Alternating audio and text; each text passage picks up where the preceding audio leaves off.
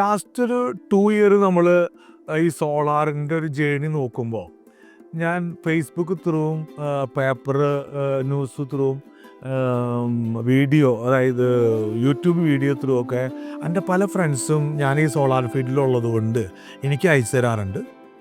അപ്പോൾ അതിൽ ഞാൻ കംപ്ലീറ്റ് നോക്കിയപ്പോൾ എനിക്ക് മനസ്സിലായൊരു കാര്യം, കുറേ ആൾക്കാർ ഇതിനെപ്പറ്റി ചെറിയൊരു സമയം എന്തൊക്കെയോ മനസ്സിലാക്കിയിട്ട് നെഗറ്റീവ് വീഡിയോകൾ ഇറക്കി ഞാൻ എൻ്റെ ശ്രദ്ധയിൽ പെട്ടിട്ടുണ്ടായിരുന്നു.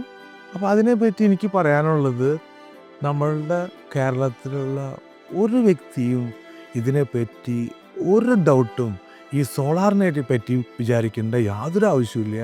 ഇവിടെ സർട്ടിഫിക്കറ്റ് IEC ആൻഡ് BIS സർട്ടിഫിക്കറ്റുള്ള എല്ലാ പാനലുകളിലും സെയിം ക്വാളിറ്റി ഞാൻ നേരത്തെ പറഞ്ഞ പോലെ തന്നെ ഉള്ള കാര്യമാണ്. അപ്പോൾ അതിനെപ്പറ്റി ഒരു അറിവില്ലാത്ത ആൾക്കാരാണ് ഈ നെഗറ്റീവ് ആയിട്ടുള്ള ഈ ന്യൂസുകൾ കൊടുക്കുന്നതും അവർക്ക് അതിനെപ്പറ്റി കാര്യമായിട്ടുള്ള ഒരു നോളജ് ഇല്ല എന്നാണ് എനിക്ക് ആ വീഡിയോകളെല്ലാം സ്റ്റഡി ചെയ്തപ്പോൾ മനസ്സിലാക്കിയത്.